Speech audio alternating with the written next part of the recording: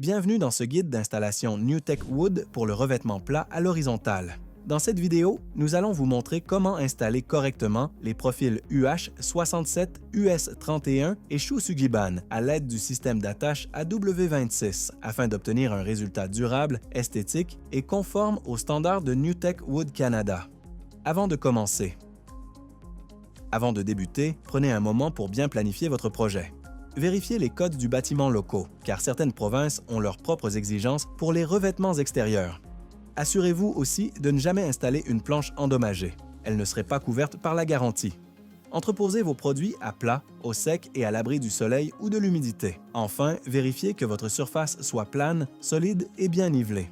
Outils et matériel requis. Avant de commencer, assurez-vous d'avoir le bon matériel. Vis CS100 en acier inoxydable, vis numéro 8 en acier inoxydable de 1 pouce et quart, vis numéro 5 en acier inoxydable d'1 demi-pouce, attache AW26, attache double AW24 pour certaines sections, espaceur T7, support de démarrage AW02, portez votre équipement de sécurité, gants, lunettes, manches longues et masque de protection. Utilisez vos outils de menuiserie habituels, mais toujours avec une lame neuve à pointe carbure pour des coupes propres et précises. Préparation du mur et structure. Le revêtement ne doit jamais être installé directement sur un mur plein. Installez d'abord des fourrures de bois ou d'aluminium, à un espacement maximal de 16 pouces centre à centre. Lorsqu'installé comme soffit ou plafond, l'espacement maximal est de 12 pouces, afin d'assurer une bonne ventilation et une évacuation adéquate de l'humidité. Prenez le temps de bien aligner et niveler vos fourrures. C'est la base d'une installation réussie. Installation des moulures. Commencez par installer les moulures suivantes. US47 pour les coins intérieurs, US46 pour les coins extérieurs, US44 pour les extrémités et finitions, et US45 pour les transitions, lorsque requis. Fixez-les solidement sur les fourrures en vous assurant qu'elles soient droites et bien alignées. Prépercez les trous de fixation pour les planches plus grands que la vis, mais plus petits que la tête afin de réduire la tension sur la planche au moment de l'expansion et de la contraction. Laissez toujours un espace minimal de 3/4 de pouce ou 20 mm entre la moulure et le sol afin de permettre une bonne évacuation de l'eau. Installation du support de démarrage. Installez ensuite le support de démarrage AW02 ou utilisez les attaches AW26 au bas des fourrures, selon la configuration du mur.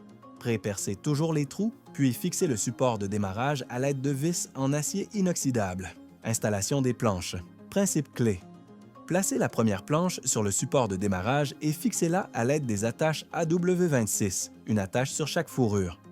Un point crucial en installation horizontale est que chaque planche doit être barrée à un seul endroit, afin de permettre l'expansion et la contraction du matériel. En installation horizontale, l'attache AW26 à barrer doit être celui situé au milieu de la planche.